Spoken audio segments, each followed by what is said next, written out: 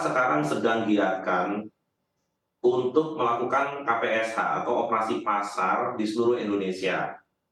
Misalnya pagi ini, saya pastikan 1.000 ton itu akan masuk ke pasar induk beras Cipinang. Tadi pagi saya juga berkoordinasi dengan seluruh tim, misalnya teman-teman penggiling padi yang membantu kita juga untuk melakukan operasi pasar juga segera ya bersama Bulog tentunya, membantu distribusi. Nah, kenapa angkanya tidak kunjung turun? Memang dalam penghitungan BPS KSA, ya, kerangka sampel area, bahwa di bulan Januari itu produksi kita itu sekitar 1,3 juta ton setara beras, yang ini akan disandingkan dengan 2,5 juta ton kebutuhan bulanan. Dalam 2 bulan sebelumnya, di bulan Desember itu produksi kita 1,4 juta dan di bulan November 1,9 juta. Sehingga memang like for like dalam 3 bulan terakhir tentunya di level penggiling padi untuk mendapatkan GKP gabah kering panen itu memang ada rebutan sedikit gitu ya. Nah, sehingga apa yang kami diskusikan dengan seluruh pihak termasuk teman-teman perpadi, di sini ada Pak Ketum, Pak Sutarto, Pak Mansuri di pedagang pasar, itu memang kita sekarang waktunya memang untuk mendistribusikan dan stabilisasi. Kemudian untuk diupdate, stok Bulog terakhir pada hari ini adalah 339.000 ton. Ya. Jadi ini angka sudah cukup untuk bisa melakukan operasi pasar kembali gitu ya. 75.000 ton itu pengadaan dalam negeri, kemudian yang 10.000 ton adalah repro dari stok yang lama, 62.000 ton seperti disampaikan adalah pengadaan dari luar negeri, dan 182.000 ton ini pengalihan dari beras komersial menjadi cadangan beras pemerintah. Kemudian di pasar induk beras Cipinang, kalau kita lihat, stok sampai dengan pagi tadi 24.000 ton, artinya sudah mulai bergerak naik kembali. Ya, kita tetap akan dorong operasi pasar, stok ini kita akan masukkan ke pasar, baik melalui pedagang-pedagang pasar maupun teman-teman mitra strategis. Begitu. Demikian Mbak Sinta. Baik, Pak Arief, tapi kalau kita mencermati begitu ya Pak, ini ada beberapa daerah Pak, seperti misalnya kayak di Sulawesi Tenggara dan juga Sumatera Barat, ini harga beras ini sudah lebih dari 17 ribuan atau 18 ribuan per kilogramnya. Mengapa harganya ini terlalu tinggi begitu Pak, dan kenapa ini bisa terjadi Pak? Khusus Sumatera Barat, ini kalau Pak Tarto paham, di sana kita memang menggunakan berasnya itu beras Solo gitu ya. Beras Solo itu memang beras khusus yang ada di sana, berasnya itu perak, emang diminati oleh Sumatera bagian barat ya, Sumatera Barat. Tapi sebenarnya kalau kita mau memobilisasi stok dengan kualitas yang sama seperti di daerah lainnya, itu sangat possible.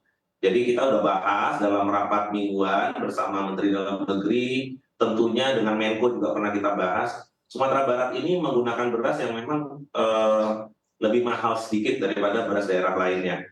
Nah, dan ini kita tawarkan kepada dinas terkait di Sumatera Barat apabila ingin menggunakan beras yang sama seperti yang kita gunakan untuk operasi pasar juga bisa kita kerjakan, Mbak Sinta.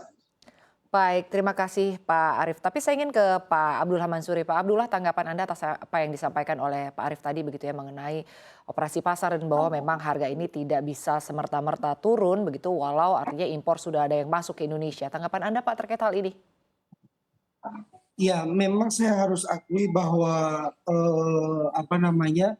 ini sudah masuk fase ketiga, fase di mana hampir semua komoditas yang tidak menjadi kebutuhan wajib ya, komoditas yang menjadi kebutuhan wajib seperti beras dan beberapa komoditas lain itu mengalami kenaikan di beberapa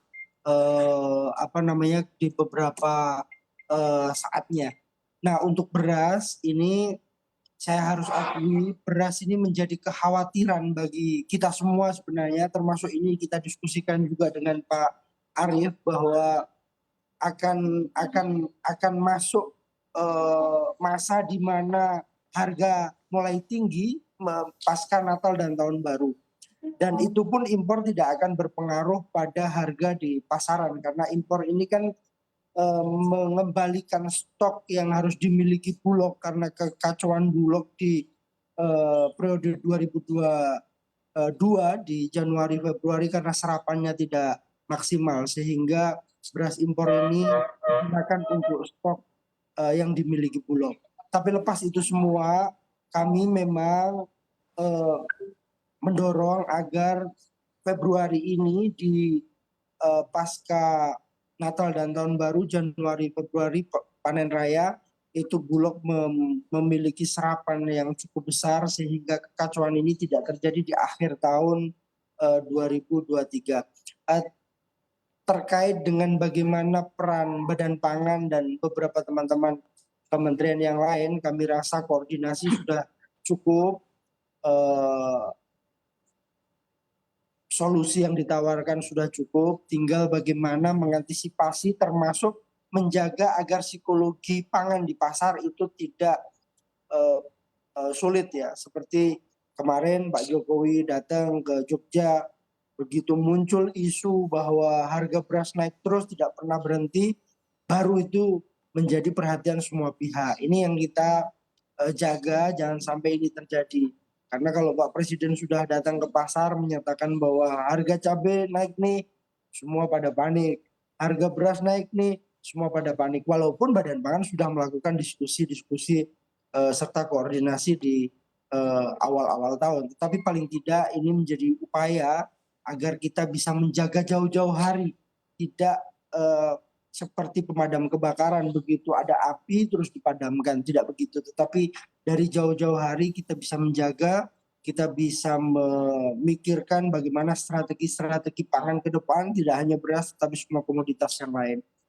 Nah, untuk Sumatera Barat dan beberapa wilayah lain yang harganya tembus di 17.000, ini sebenarnya sudah terjadi di saat Natal sebenarnya Mbak. Natal dan Tahun Baru itu berproses dari 13.000, 12.000, 13. Kalau di Jakarta masih bertahan di 13.000, tertinggi mungkin 13.500, tetapi di beberapa daerah lain Sumatera Barat tadi dijelaskan memang karena berasnya unik, beras tersendiri dari produk lokal, tapi di beberapa daerah lain seperti Sultra dan beberapa daerah lain itu memang ritme kenaikannya sudah mulai terjadi sejak Natal dan Tahun Baru. Ya.